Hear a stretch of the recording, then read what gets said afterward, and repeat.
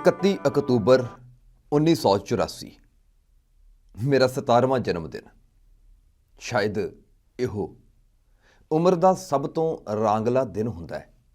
ਜੋਸ਼, ਉਮੰਗਾਂ, ਵਲਵਲੇ, ਸੁਪਨੇ, ਤੋਹਫੇ। ਜਨਮ ਦਿਨ ਦਾ ਮਤਲਬ ਤਾਂ ਇਹੋ ਹੁੰਦਾ ਹੈ, ਪਰ ਡਰ, ਚੀਖਾਂ, ਤਰਲੇ ਤੇ ਮੌਤ। ਕੀ ਇਹੋ ਜਿਹਾ ਜਨਮ ਦਿਨ ਵੀ ਹੁੰਦਾ ਹੈ? ਇੱਕ ਸੋਚ ਦਿਮਾਗ ਵਿੱਚ ਉੱਭਰਦੀ ਕਿ ਕੋਈ ਹੋਰ ਵੀ ਹੈ ਇਸ ਸੰਸਾਰ ਵਿੱਚ, ਜਿਸ ਲਈ ਇਹ ਦਿਨ ਖੁਸ਼ੀ ਅਤੇ ਗਮੀ ਦਾ ਇੱਕੋ ਜਿਹਾ ਹੜ੍ਹ ਲੈ ਕੇ ਆਉਂਦਾ ਹੋਵੇਗਾ। ਸਵਾਗਤ ਹੈ ਦੋਸਤੋ ਵਿਰਾਸਤ ਟੈਲੀਵਿਜ਼ਨ 'ਤੇ। ਆਪ ਦੇਖ ਰਹੇ ਹੋ ਖਾਸ ਪ੍ਰੋਗਰਾਮ ਗੱਲ ਇੱਕ ਕਿਤਾਬ ਦੀ, ਕੁਝ ਪਲ ਕਿਤਾਬ ਦੇ ਨਾਲ। ਮੈਂ ਤੁਹਾਡਾ ਦੋਸਤ ਅਤੇ ਹੋਸਟ ਲੈ ਕੇ ਹਾਜ਼ਰ ਹਾਂ। ਮੇਰੇ ਵੱਲੋਂ ਆਪ ਸਾਰਿਆਂ ਨੂੰ ਪਿਆਰ ਭਰੀ ਸਤਿ ਸ੍ਰੀ ਅਕਾਲ। ਉਮੀਦ ਤੇ ਅਰਦਾਸ ਕਰਦਾ ਜਿੱਥੇ ਕਿਤੇ ਹੋਵੋਗੇ ਪਰਮਾਤਮਾ ਅਕਾਲ ਪੁਰਖ ਅੱਲਾਹ ਤਾਲਾ ਦੇ ਭਾਣੇ ਵਿੱਚ ਜ਼ਿੰਦਗੀ ਬਤੀਤ ਕਰ ਰਹੇ ਹੋਵੋਗੇ। ਦੋਸਤੋ, ਕਿਤਾਬਾਂ ਸਾਨੂੰ ਬਹੁਤ ਕੁਝ ਦੱਸਦੀਆਂ ਆ, ਖਾਸ ਤੌਰ 'ਤੇ ਜਦੋਂ ਉਹ ਕਿਸੇ ਇੱਕ ਖਾਸ ਵਿਸ਼ੇ ਉੱਤੇ, ਕਿਸੇ ਖਾਸ ਘਟਨਾ ਦੇ ਉੱਤੇ ਲਿਖੀ ਗਈ ਹੋਵੇ। ਫਿਰ ਉਹ ਨਾਵਲ, ਕਵਿਤਾ ਜਾਂ ਕਿਸੇ ਵੀ ਹੋਰ ਸਿਨਫ ਦੇ ਵਿੱਚ ਹੋ ਸਕਦੀ ਹੈ। ਪਰ ਕੁਝ ਕਿਤਾਬਾਂ ਐਸੀਆਂ ਹੁੰਦੀਆਂ ਨੇ ਜਿਨ੍ਹਾਂ ਨੂੰ ਅਸੀਂ ਆਤਮ ਕਥਾ, ਸਵੈ ਜੀਵਨੀ, ਆਟੋਬਾਇਓਗ੍ਰਾਫੀ ਦੇ ਨਾਮ ਨਾਲ ਜਾਣਦੇ ਹਾਂ। ਇਹਦੇ ਵਿੱਚ ਲੇਖਕ ਨੇ ਕੁਝ ਲਿਖਣ ਦੇ ਵਾਸਤੇ ਵੱਖ-ਵੱਖ ਸਰੋਤ ਸਟੱਡੀ ਨਹੀਂ ਕੀਤੇ ਹੁੰਦੇ ਜਾਂ ਵੱਖ-ਵੱਖ ਸਰੋਤਾਂ ਦੇ ਹਵਾਲੇ ਨਹੀਂ ਲਏ ਹੁੰਦੇ। ਉਹੀਓ ਲਿਖਿਆ ਹੁੰਦਾ ਹੈ ਜੋ ਉਹਨੇ ਆਪਣੇ ਅੱਖੀਂ ਦੇਖਿਆ, ਕੰਨੀ ਸੁਣਿਆ ਤੇ ਆਪਣੇ ਪਿੰਡੇ ਤੇ ਹੰਡਾਇਆ, ਜਿਹਨੂੰ ਅਸੀਂ ਹੱਡੀ ਹੰਡਾਇਆ ਸੱਚ ਵੀ ਕਹਿੰਦੇ ਹਾਂ। ਹੱਡ ਬੀਤੀ, ਜਗ ਬੀਤੀ ਦਾ ਨਾਮ ਹੀ ਅਸੀਂ ਦਿੰਦੇ ਹਾਂ ਇਹੋ ਜਿਹੀਆਂ ਘਟਨਾਵਾਂ ਨੂੰ। ਔਰ ਜਦੋਂ ਇਹੋ ਜਿਹੀਆਂ ਘਟਨਾਵਾਂ ਪੜ੍ਹਦੇ ਹਾਂ ਤਾਂ ਉਦੋਂ ਮਤ ਹੈਰਾਨ ਹੁੰਦੀ ਹੈ ਕਿ ਇਸ ਘਟਨਾ ਦੇ ਉੱਤੇ ਜਾਂ ਕੁਝ ਇਹੋ ਜਿਹਾ ਈਵੈਂਟ ਕਿਸੇ ਮਨੁੱਖ ਨੇ ਆਪਣੀ ਜ਼ਿੰਦਗੀ ਦੇ ਵਿੱਚ ਦੇਖਿਆ ਹੋਵੇ ਔਰ ਉਸ ਘਟਨਾ ਦੇ ਉੱਤੇ ਬਹੁਤ ਕਿਤਾਬਾਂ ਲਿਖੀਆਂ ਜਾ ਚੁੱਕੀਆਂ ਹੋਣ ਅਤੇ ਸਾਨੂੰ ਕੋਈ ਸਹੀ ਸਰੋਤ ਨਾ ਲੱਭਦਾ ਹੋਵੇ। ਵੀ ਹੋ ਸਕਦਾ ਵੀ ਉਹਨਾਂ ਨੇ ਐਵੇਂ ਲਿਖ ਦਿੱਤਾ, ਪਰ ਇੱਕ ਬੰਦੇ ਨੇ ਜਿਹਨੇ ਆਪਣੇ ਹੱਡੀ ਹੰਡਾਇਆ ਹੋਵੇ, ਜਿਹਦੇ ਉੱਤੇ ਬੀਤੀ ਹੋਵੇ, ਜਿਹਦੇ ਪਰਿਵਾਰ 'ਤੇ ਬੀਤੀ ਹੋਵੇ, ਜਦੋਂ ਉਹ ਲਿਖਦਾ ਹੈ ਨਾ, ਉਦੋਂ ਉਹ ਨਿਰਪੱਖ ਹੁੰਦਾ ਹੈ, ਉਹ ਪੱਖਪਾਤੀ ਨਹੀਂ ਹੁੰਦਾ। ਜੋ ਉਹਨੇ ਦਰਦ ਆਪਣੇ ਸੀਨੇ 'ਤੇ ਝੱਲਿਆ ਉਹ ਉਹਨੂੰ ਹੂ ਬਹੂ ਲਿਖ ਦਿੰਦਾ ਹੈ। ਜਿਸ ਕਿਤਾਬ ਦਾ ਇੱਕ ਪੈਰਾਗ੍ਰਾਫ ਮੈਂ ਆਰੰਭ ਦੇ ਵਿੱਚ ਸਾਂਝਾ ਕੀਤਾ ਹੈ ਕਿ 17ਵਾਂ ਜਨਮ ਦਿਨ ਸੀ 31 ਅਕਤੂਬਰ 1984 ਦੀ ਸਵੇਰ। 30 ਅਕਤੂਬਰ ਦੀ ਰਾਤ ਕਿੰਨੇ ਚਾਵਾਂ ਦੇ ਨਾਲ ਬੀਤੀ ਵੀ ਸਵੇਰੇ ਮੇਰਾ ਜਨਮ ਦਿਨ ਹੈ। ਹਰ ਬੱਚੇ ਨੂੰ ਖੁਸ਼ੀ ਹੁੰਦੀ ਹੈ। ਇੱਥੋਂ ਤੱਕ ਤਾਂ ਜੇ ਅਸੀਂ ਕਈ ਵਾਰੀ ਦੇਖਦੇ ਹਾਂ, ਜੇ ਅਸੀਂ ਪੱਛਮੀ ਸੱਭਿਆਚਾਰ ਦੀ ਗੱਲ ਕਰੀਏ ਤਾਂ ਉੱਥੇ ਤਾਂ 90-90 ਸਾਲ ਦੀਆਂ ਬੀਬੀਆਂ ਜਾਂ 90-90 ਸਾਲ ਦੇ ਬਾਬੇ ਵੀ ਆਪਣਾ ਜਨਮ ਦਿਨ ਮਨਾ ਕੇ ਆਪਣੀ ਖੁਸ਼ੀ ਸਾਂਝੀ ਕਰਦੇ ਆ ਆਪਣੇ ਹੋਰਨਾਂ ਦੇ ਨਾਲ ਜਾਂ ਪਰਿਵਾਰਕ ਮੈਂਬਰਾਂ ਦੇ ਨਾਲ। ਸੋ 17ਵਾਂ, ਜਿੱਥੇ ਕਿ ਇੱਕ ਮਾਨਸਿਕਤਾ ਬੜੀ ਹੀ ਚਾਅ ਵਾਲੀ ਹੁੰਦੀ ਹੈ, ਬੜੀ ਖੁਸ਼ੀ ਦਾ ਮੌਕਾ ਹੁੰਦਾ ਹੈ, ਪਰਿਵਾਰ ਵਾਲੇ ਸੈਲੀਬ੍ਰੇਟ ਕਰਦੇ ਨੇ। ਔਰ ਉਸ ਦਿਨ ਕੀ ਭਾਣਾ ਵਾਪਰਿਆ ਕਿ ਉਹ 31 ਅਕਤੂਬਰ ਕੇਵਲ ਉਸ ਸੰਬੰਧਿਤ ਸਾਹਿਤਕਾਰ ਦੀ ਜ਼ਿੰਦਗੀ ਦਾ ਇੱਕ ਅਹਿਮ ਹਿੱਸਾ ਨਹੀਂ ਬਣੀ, ਬਲਕਿ ਸਮੁੱਚੇ ਸਿੱਖ ਕੌਮ, ਸਿੱਖ ਪੰਥ, ਪੰਜਾਬ ਔਰ ਹਿੰਦੁਸਤਾਨ ਦੇ ਇਤਿਹਾਸ ਦੇ ਉੱਤੇ ਇੱਕ ਬਦਨੁਮਾ ਦਾਗ ਬਣ ਗਈ 31 ਅਕਤੂਬਰ 1984। ਕਿਤਾਬ ਦੇ ਵਾਲੇ ਪਾਸੇ ਉਹਨਾਂ ਥੋੜ੍ਹਾ ਜਿਹਾ। ਕਿਤਾਬ ਦਾ ਨਾਮ ਹੈ 31 ਅਕਤੂਬਰ। ਇਹਦੀ ਲੇਖਿਕਾ ਆ ਡਾਕਟਰ ਜਤਿੰਦਰ ਕੌਰ ਅਤੇ ਇਹ ਆਤਮ ਕਥਾ ਆ। ਆਤਮ ਕਥਾ ਦੇ ਵਿੱਚ ਉਹਨਾਂ ਨੇ ਇਹਨੂੰ ਪ੍ਰਕਾਸ਼ਿਤ ਕੀਤਾ ਆ ਸਿੰਘ ਬ੍ਰਦਰਸ ਅੰਮ੍ਰਿਤਸਰ ਵੱਲੋਂ। ਔਰ 104 ਪੰਨਿਆਂ ਦੀ ਇਹ ਕਿਤਾਬ ਹੈ ਜਿਹਨੂੰ ਸਮਰਪਣ ਕੀਤਾ ਆ ਲੇਖਿਕਾ ਨੇ ਆਪਣੀ ਪਿਆਰੀ ਮਾਂ ਛੋਟੀ ਬਿੰਦੂ ਅਤੇ ਤਾਈ ਰਤਨ ਕੌਰ ਨੂੰ। ਧੰਨਵਾਦ ਕੀਤਾ ਹੈ ਪ੍ਰਿਤੀਪਾਲ ਸਿੰਘ, ਮਿੱਠੂ, ਵਿਸ਼ੂ, ਹਰਪ੍ਰੀਤ ਕੌਰ, ਹਰਫਤਿਹ, ਡਾਕਟਰ ਗੁਰਨੈਬ ਸਿੰਘ ਦਾ। ਡਾਕਟਰ ਗੁਰਨੈਬ ਸਿੰਘ ਜੋ ਕਿ ਬਹੁਤ ਵੱਡੇ ਕੱਦ ਦੇ ਵਿਦਵਾਨ ਨੇ, ਔਰ ਉਹਦੇ ਨਾਲ ਦੀ ਨਾਲ ਜਿਹੜਾ ਪੰਜਾਬੀ ਯੂਨੀਵਰਸਿਟੀ ਪਟਿਆਲਾ ਆ, ਉੱਥੇ ਭਾਈ ਵੀਰ ਸਿੰਘ ਚੇਅਰ ਦੇ ਪ੍ਰੋਫੈਸਰ ਔਰ ਮੁਖੀ ਵੀ ਨੇ। ਔਰ 2017 ਵਿੱਚ ਇਹ ਕਿਤਾਬ ਪ੍ਰਕਾਸ਼ਿਤ ਹੋਈ ਸੀਗੀ।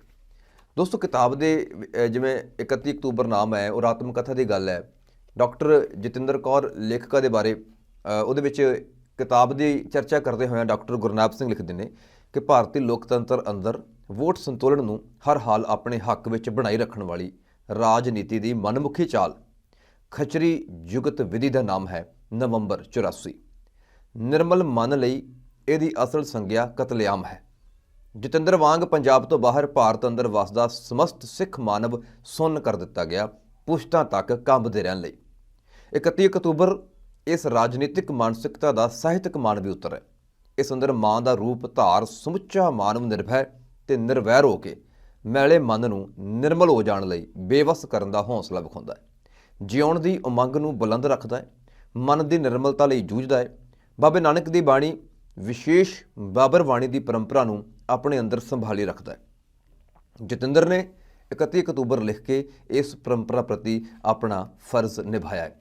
ਕੁੱਲ 11 ਕਾਂਡਾਂ ਦੇ ਵਿੱਚ ਇਹ ਕਿਤਾਬ ਜਿਹੜੀ ਹੈ ਲਿਖੀ ਗਈ ਹੈ ਔਰ ਥਾਂ ਪਰ ਥਾਂ ਤੇ ਨਵੰਬਰ 1984 ਵਿੱਚ ਜੋ ਸਿੱਖ ਕਤਲੇਆਮ ਹੋਇਆ ਉਹਦੇ ਨਾਲ ਸੰਬੰਧਿਤ ਬਹੁਤ ਸਾਰੀਆਂ ਤਸਵੀਰਾਂ ਤੇ ਲੇਖਕਾਂ ਦੇ ਆਪਣੇ ਪਰਿਵਾਰ ਸੰਗੀ ਸਾਥੀਆਂ ਦੀਆਂ ਤਸਵੀਰਾਂ ਜੋ ਕਿਸੇ ਨਾ ਕਿਸੇ ਤਰ੍ਹਾਂ ਨਵੰਬਰ 84 ਦੇ ਉਸ ਕਤਲੇਆਮ ਤੋਂ ਪ੍ਰਭਾਵਿਤ ਹੋਏ। ਔਰ ਇਹੋ ਜਿਹੇ ਸੱਚ ਜਿਹੜੇ ਨੇ ਇਸ ਕਿਤਾਬ ਦੇ ਵਿੱਚ ਨੇ, ਜੋ ਉਹਨੇ ਆਪਣੀ ਅੱਖੀਂ ਦੇਖੇ, ਉਹਨਾਂ ਦੇ ਪਰਿਵਾਰ ਤੇ ਜੋ ਕੁਝ ਬੀਤੀ, ਉਹ ਵਾਕਈ ਮਤ ਹੈਰਾਨ ਕਰ ਦਿੰਦੇ ਨੇ ਕਿ ਆਜ਼ਾਦ ਹਿੰਦੁਸਤਾਨ ਦੀ ਫਿਜ਼ਾ ਦੇ ਵਿੱਚ ਪਹਿਲਾਂ ਇੱਕ ਬਹੁਤ ਵੱਡੀ ਗਲਤੀ ਕਰਨੀ ਕਿ ਸਿੱਖ ਕੌਮ ਦੇ ਨਾਲ ਵਿਸਾਹਘਾਤ ਕਰਨਾ। ਸਨ 1947 ਤੱਕ ਅਕਾਲੀ ਦੇਸ਼ ਦੇ ਸਪੁੱਤਰ ਸੀ, ਪਰ 1947 ਤੋਂ ਬਾਅਦ ਉਹ ਕਪੁੱਤਰ ਹੋ ਗਏ। ਕਿਉਂ ਤੇ ਕਿਵੇਂ? ਔਰ ਐਲਾਨੀਆ ਕਿਹਾ ਗਿਆ ਕਿ ਹੁਣ ਸਮਾਂ ਬਦਲ ਗਿਆ ਹੈ, ਪੁਰਾਣੀਆਂ ਗੱਲਾਂ ਨੂੰ ਭੁੱਲ ਜਾਓ। ਫਿਰ 47 ਤੋਂ ਬਾਅਦ 66 ਦੇ ਵਿੱਚ, 55 ਦੇ ਵਿੱਚ, 66 ਦੇ ਵਿੱਚ ਪੰਜਾਬੀ ਸੂਬਾ ਮੋਰਚੇ ਦੇ ਵਿੱਚ ਪੰਜਾਬ ਦੀ ਜਿਹੜੀ ਹੱਦਬੰਦੀ ਨੂੰ ਨਵੇਂ ਸਿਰਿਓਂ ਕਰਨਾ। ਫਿਰ 84 ਦੇ ਵਿੱਚ 78 ਦਾ ਕਤਲੇਆਮ ਹੋਣਾ ਔਰ ਜੂਨ 1984 ਦੇ ਵਿੱਚ ਸ੍ਰੀ ਦਰਬਾਰ ਸਾਹਿਬ ਅੰਮ੍ਰਿਤਸਰ ਸਾਹਿਬ ਕੰਪਲੈਕਸ ਦੇ ਵਿੱਚ ਔਰ ਸ੍ਰੀ ਅਕਾਲ ਤਖਤ ਸਾਹਿਬ ਉੱਤੇ ਬੰਬਾਰੀ ਕਰਨੀ, ਗੋਲੀਆਂ ਬੰਦੂਕਾਂ ਦੇ ਨਾਲ ਵੱਡੀ ਆਰਮੀ ਫੌਜ ਲਗਾ ਕੇ ਉੱਥੇ ਜਿਹੜਾ ਆ ਉਹ ਸਿੱਖਾਂ ਦੇ ਧਾਰਮਿਕ ਕੇਂਦਰ ਦੀ ਬੇਅਦਬੀ ਕੀਤੀ ਜਾਣੀ, ਇਹ ਆਪਣੇ ਆਪ ਦੇ ਵਿੱਚ ਇੱਕ ਬਹੁਤ ਵੱਡੇ ਜ਼ਖਮ ਸੀ। ਔਰ ਇੱਥੋਂ ਤੱਕ ਕਿ ਸਾਡੇ ਮੌਜੂਦਾ ਸਮੇਂ ਦੇ ਸਮਕਾਲੀ ਸਿੱਖ ਇਤਿਹਾਸਕਾਰ ਇਸ ਨੂੰ ਤੀਸਰੇ ਘੱਲੂਘਾਰੇ ਦੇ ਨਾਮ ਨਾਲ ਹੀ ਯਾਦ ਕਰਦੇ ਆ। ਭਾਵੇਂ ਕਿ ਹੁਣ 40 ਸਾਲ ਬੀਤ ਜਾਣੇ ਨੇ, ਅਸੀਂ 2024 ਦੇ ਵਿੱਚ ਇਹ ਵੀਡੀਓ ਰਿਕਾਰਡ ਕਰਦੇ ਹਾਂ ਔਰ ਅੱਜ ਤੱਕ ਉਹਨਾਂ ਬੇਕਸੂਰਾਂ ਦਾ ਜਿਹੜਾ ਕਸੂਰ ਉਹ ਸਰਕਾਰ ਨਹੀਂ ਦੱਸ ਸਕੀ, ਉਹਦੇ ਬਾਰੇ ਇਨਸਾਫ ਭਾਰਤੀ ਨਿਆਂ ਪ੍ਰਣਾਲੀ ਅਜੇ ਤੱਕ ਨਹੀਂ ਕਰ ਸਕੀ। ਔਰ ਸਾਡੀਆਂ ਸਿੱਖ ਜਥੇਬੰਦੀਆਂ, ਸਿੱਖ ਸੰਸਥਾਵਾਂ, ਸਿੱਖ ਇੰਸਟੀਟਿਊਸ਼ਨਸ ਜਿਹੜੇ ਨੇ ਉਹ ਵੀ ਕਿਤੇ ਨਾ ਕਿਤੇ ਇਸ ਮਾਮਲੇ ਵਿੱਚ ਬੁਰੀ ਤਰ੍ਹਾਂ ਫੇਲ ਸਾਬਤ ਹੋਏ। ਖੈਰ, ਕਿਤਾਬ ਦੀ ਗੱਲ ਕਰਦੇ ਹਾਂ। ਕਿਤਾਬ ਦੇ ਵਿੱਚ ਲੇਖਕਾਂ ਦੇ ਜੋ ਕੁਝ ਉਹਨਾਂ ਦੇ ਪਰਿਵਾਰ ਦੇ ਨਾਲ ਬੀਤਿਆ ਉਹਨੂੰ ਬਾਖੂਬੀ ਲਿਖਿਆ ਆ। ਸ਼ਬਦਾਵਲੀ ਬਹੁਤ ਸਾਦੀ, ਆਮ ਬੋਲ ਚਾਲ ਵਾਲੀ ਭਾਸ਼ਾ ਦੇ ਵਿੱਚ ਹੈ, ਮਤਲਬ ਕਿ ਬਹੁਤੀ ਜਿਹੜੀ ਔਖੇ ਸ਼ਬਦਾਂ ਦੀ ਵਰਤੋਂ ਨਹੀਂ ਕੀਤੀ ਗਈ। ਜਿਵੇਂ ਇੱਕ ਆਮ ਸਾਡੇ ਪਰਿਵਾਰ ਦੇ ਵਿੱਚ ਵਾਪਰਦਾ, ਅਸੀਂ ਉਹਨੂੰ ਕਿਸੇ ਨਾਲ ਸਾਂਝਾ ਕਰਦੇ ਹਾਂ, ਬੋਲ ਕੇ, ਬਿਆਨ ਕਰਕੇ, ਉਸੇ ਸਿਨਫ ਦੇ ਵਿੱਚ ਜਿਹੜਾ ਆ ਇਹ ਕਿਤਾਬ ਲਿਖੀ ਹੋਈ ਹੈ। ਕੀ ਕੁਝ ਵਾਪਰਿਆ, ਭਾਵੇਂ ਕਿ ਸਾਨੂੰ ਬਹੁਤ ਕੁਝ ਪਤਾ ਆ, ਪਰ ਇਸ ਕਿਤਾਬ ਨੂੰ ਪੜ੍ਹ ਕੇ ਸਾਨੂੰ ਹੋਰ ਵੀ ਬਹੁਤ ਕੁਝ ਪਤਾ ਲੱਗ ਸਕਦਾ ਆ ਕਿ ਕੀ ਕੁਝ ਦਿੱਲੀ ਤੋਂ ਨਿਕਲਣ ਵੇਲੇ ਤੱਕ, ਦਿੱਲੀ ਤੋਂ ਲੈ ਕੇ ਫਿਰ ਪੰਜਾਬ ਪਹੁੰਚਣ ਤੱਕ, ਪੰਜਾਬ ਦੇ ਵਿੱਚ ਦੁਬਾਰਾ ਨਵੇਂ ਸਿਰਿਓਂ ਜ਼ਿੰਦਗੀ ਸ਼ੁਰੂ ਕਰਨ ਤੋਂ ਲੈ ਕੇ ਕਿੰਨੇ ਸਾਲਾਂ ਬਾਅਦ ਜਦੋਂ ਲੇਖਕਾਂ ਦੇ ਆਪਣੇ ਬੱਚੇ ਜਵਾਨ ਹੁੰਦੇ ਨੇ ਤੇ ਉਹਨਾਂ ਦਾ ਜਿਹੜਾ ਟੈਸਟ ਸੈਂਟਰ ਹੈ ਉਹ ਦਿੱਲੀ ਬਣਦਾ ਆ, ਤੇ ਫਿਰ ਕਿੰਨੇ ਸਾਲਾਂ ਦੇ ਬਾਅਦ ਲੇਖਕਾ ਦਿੱਲੀ ਜਾਂਦੀ ਹੈ। ਤੇ ਉਹਨਾਂ ਪਲਾਂ ਨੂੰ ਯਾਦ ਕਰਦੇ ਹੋਇਆਂ ਇਹ ਜਿਹੜੀ ਹੈ ਕਿਤਾਬ ਅੱਗੇ ਦੀ ਅੱਗੇ ਤੁਰਦੀ ਹੈ ਕਿ ਕਿੱਥੇ ਕਿੱਥੇ ਕਿਵੇਂ ਕਿਵੇਂ ਕੀ ਹੋਇਆ, ਅੱਜ ਦੇ ਹਾਲਾਤ ਕਿਵੇਂ ਦੇ ਆ, ਉਸ ਵੇਲੇ ਦੇ ਹਾਲਾਤ ਕਿਵੇਂ ਸੀਗੇ, ਕਿਵੇਂ ਪਰਿਵਾਰ ਨੂੰ ਜਿਹੜਾ ਆ ਸਮੱਸਿਆਵਾਂ ਦੇ ਨਾਲ ਜੂਝਣਾ ਪਿਆ ਔਰ ਬਹੁਤ ਕੁਝ। ਕਿਉਂਕਿ ਜੇ ਮੈਂ ਇਹਦੇ ਵਿਸਥਾਰ ਵੱਲ ਜਾਂ ਸਮਰੀ ਵੱਲ ਜਾਵਾਂਗਾ ਤਾਂ ਮੈਨੂੰ ਲੱਗਦਾ ਮੈਂ ਕਿਤਾਬ ਦੇ ਨਾਲ ਨਿਆਂ ਨਹੀਂ ਕਰ ਰਿਹਾ ਹੋਵਾਂਗਾ।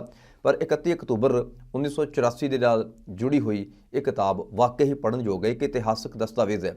ਕਿਉਂਕਿ ਜਦੋਂ ਅਸੀਂ ਉਸ ਵਿਸ਼ੇ ਉੱਤੇ ਖੋਜ ਕਰਨਾ ਹੋਵੇ ਤਾਂ ਸਿੱਧੀ ਜਿਹੀ ਗੱਲ ਹੈ, ਸੌਖੀ ਜਿਹੀ ਗੱਲ ਹੈ। ਜਿਵੇਂ ਮੈਂ ਸ਼ੁਰੂਆਤ ਵਿੱਚ ਵੀ ਕੀਤਾ, ਅਸੀਂ ਇਤਿਹਾਸ ਜਾਂ ਉਸ ਘਟਨਾ ਨਾਲ ਸੰਬੰਧਿਤ ਲਿਖੀਆਂ ਹੋਈਆਂ ਕਿਤਾਬਾਂ ਨੂੰ ਪੜ੍ਹਨ ਜਾਂ ਖੋਜਣ ਦਾ ਕਾਰਜ ਕਰਾਂਗੇ, ਪਰ ਉਹਨਾਂ ਵਿੱਚ ਜੇ 31 ਅਕਤੂਬਰ ਨੂੰ ਸ਼ਾਮਲ ਕਰ ਲਵਾਂਗੇ ਨਾ ਤਾਂ ਜੋ ਕੁਝ ਉੱਥੇ ਵਾਪਰਿਆ ਉਹਦੇ ਬਾਰੇ ਹੋਰ ਵੀ ਜ਼ਿਆਦਾ ਜਾਣਕਾਰੀ ਮਿਲੂਗੀ।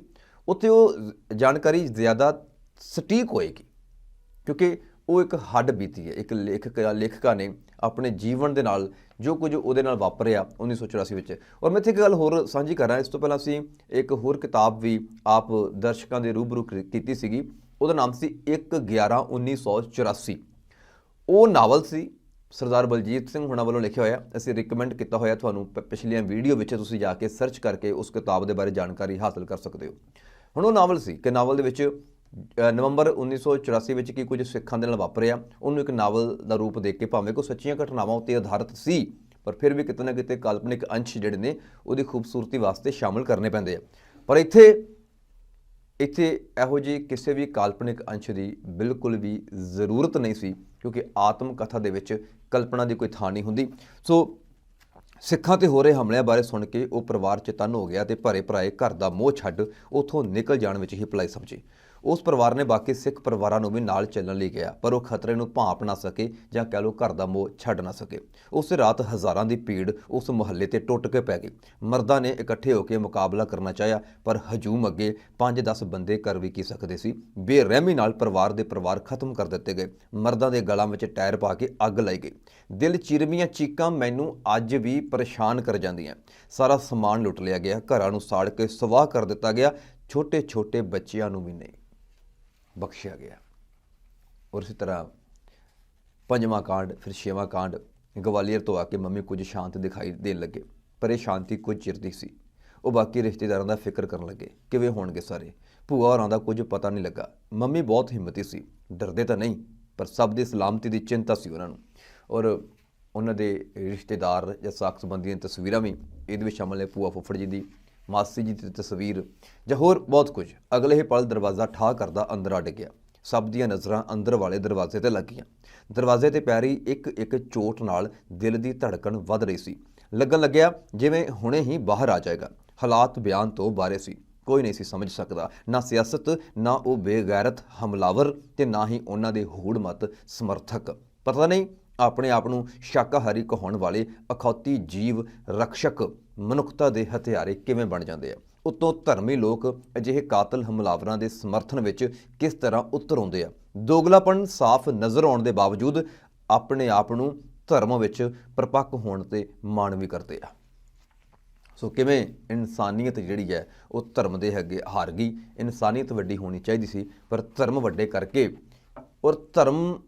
ਵੱਡੇ ਕਰਕੇ ਉਹਦੇ ਵਿੱਚ ਫਿਰਕਾ ਪ੍ਰਸਤੀ, ਜਨੂਨੀਅਤ ਔਰ ਉਹਦੇ ਵਿੱਚ ਕੱਟੜਪੰਥੀ ਜਿਹੜੀ ਹੈ ਕੱਟੜਤਾ ਵਾੜ ਕੇ ਇੰਨਾ ਵੱਡਾ ਨੁਕਸਾਨ ਉਸ ਵੇਲੇ 1984 ਵਿੱਚ ਸਿੱਖ ਕੌਮ ਦਾ ਕੀਤਾ ਗਿਆ ਕਿ ਉਹ, ਮੈਂ ਪਹਿਲਾਂ ਵੀ ਜ਼ਿਕਰ ਕੀਤਾ ਕਿ ਪੂਰੇ ਦੇਸ਼ ਵਿੱਚ ਬਦਨੁਮਾ ਦਾਗ ਹੈ ਜੋ ਕਦੇ ਵੀ ਧੋਤਾ ਨਹੀਂ ਜਾ ਸਕਦਾ। ਖੈਰ, ਕਿਤਾਬ ਦੇ ਬਾਰੇ ਗੱਲਬਾਤ ਕਰਦੇ ਹਾਂ। ਉਮੀਦ ਕਰਦਾ ਕਿ ਜਿੰਨੀ ਕੁ ਜਾਣਕਾਰੀ ਇਸ ਕਿਤਾਬ ਦੇ ਬਾਰੇ ਬਾਰ-ਬਾਰ ਤੁਹਾਡੇ ਨਾਲ ਸਾਂਝੀ ਕੀਤੀ ਗਈ ਹੈ, ਤੁਹਾਨੂੰ ਚੰਗੀ ਲੱਗੀ ਹੋਵੇਗੀ। ਕਿਤਾਬ ਦਾ ਨਾਮ ਹੈ 31 ਅਕਤੂਬਰ। ਲੇਖਕ ਆ ਡਾਕਟਰ ਜਤਿੰਦਰ ਕੌਰ, ਪ੍ਰਕਾਸ਼ਕ ਹੈ ਸਿੰਘ ਬ੍ਰਦਰਸ। 104 ਪੰਨੇ ਤੇ 11 ਕਾਂਡਾਂ ਵਿੱਚ ਲੇਖਕਾਂ ਦੀ ਆਤਮ ਕਥਾ, ਸਵੈ ਜੀਵਨੀ ਦੀ ਇਹ ਪੁਸਤਕ ਹੈ। ਸੋ ਦੋਸਤੋ, ਮਿਲਦੇ ਹਾਂ ਅਗਲੇ ਐਪੀਸੋਡ ਵਿੱਚ ਇੱਕ ਹੋਰ ਨਵੀਂ ਕਿਤਾਬ ਦੇ ਨਾਲ। ਤਦ ਤੱਕ ਲਈ ਮੈਨੂੰ ਦਿਓ ਇਜਾਜ਼ਤ। ਸਤਿ ਸ੍ਰੀ ਅਕਾਲ।